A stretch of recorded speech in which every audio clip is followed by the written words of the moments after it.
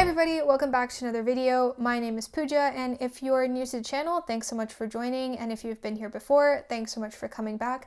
Before we get started, don't forget to like this video, subscribe to the channel, and comment down below if you have anything to say about what I had to say today.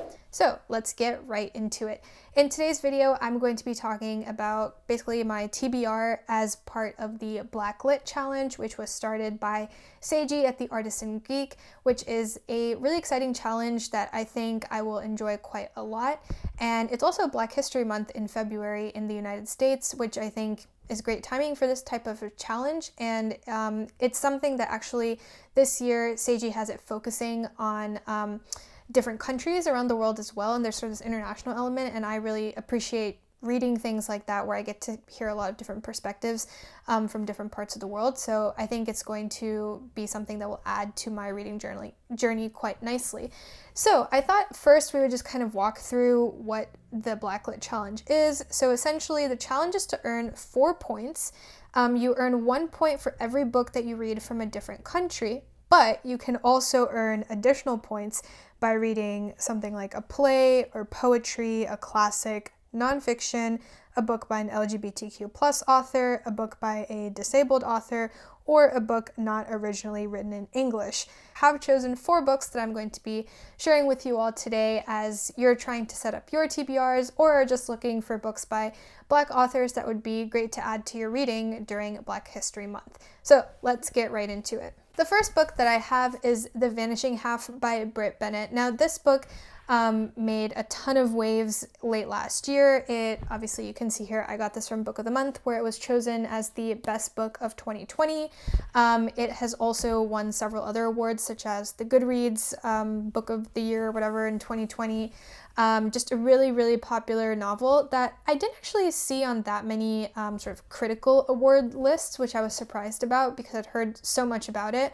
But definitely in popular reading was a very well-loved novel and spoke to very timely issues related to the experience of being Black in America. So I don't know a ton about the specifics of this novel, but it is part of my work book club, so I'm excited to talk about it with some of my colleagues in a few weeks. And essentially what happens in this book is there are 2 sisters who are light-skinned Black women, and one of them basically lives her life as a Black woman, and the other one is living her life as sort of a white-passing, almost a white woman, and it kind of discusses both of their experiences, just given the fact that they're sort of able to fluidly blend between different races and how that affects their experience, even though they're sisters. So I think that will be a really fascinating read. I've heard from a lot of people that it's a very emotional book, so I'm very excited to read this. And so this is, I guess, will give me 1 point for the challenge. It's a book from the United States.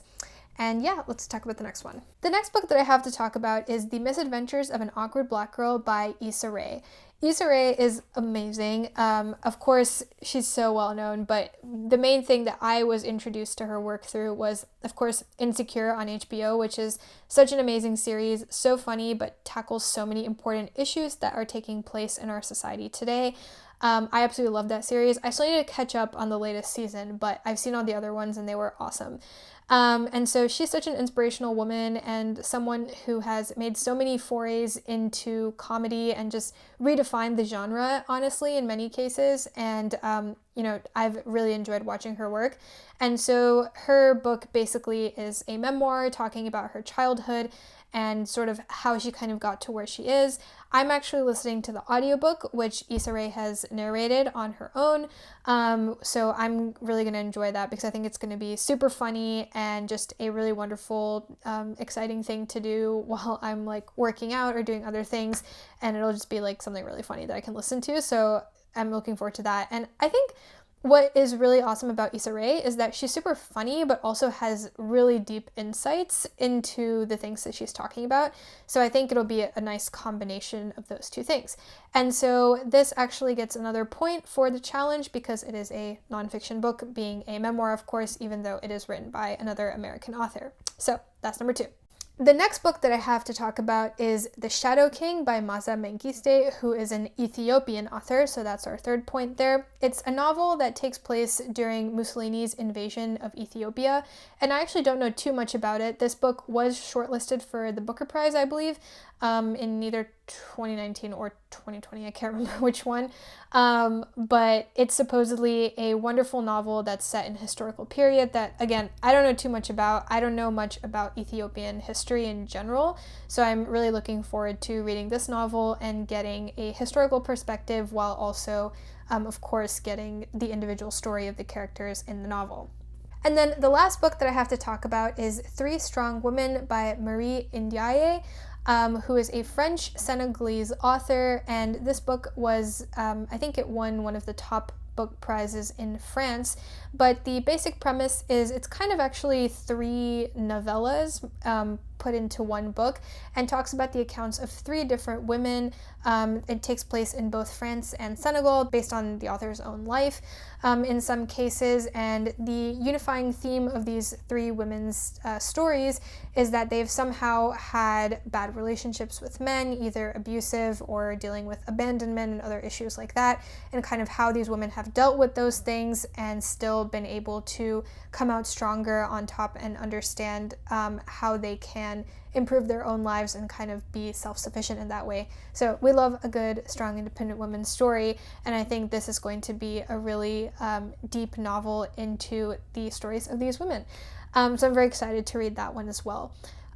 So I am really excited about this TBR. I think these 4 books will probably take up the majority of my attention in February. I think it's going to be a pretty busy month with stuff at work and some other things going on in my life. So I don't know how many books I'm going to actually get through this month, but maybe a couple others in addition to these, if I'm being optimistic. But I am really looking forward to reading all of these stories and getting these amazing insights that I always do when I read from authors who are writing from perspectives very different from my own.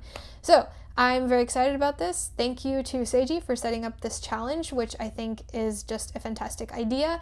And yeah, really looking forward to sharing my thoughts on all of these books with you all in a future video. Until then, hope everyone is doing well again, and please like this video, please subscribe to the channel, and don't forget to leave a comment below, and I will see you next time. Bye bye!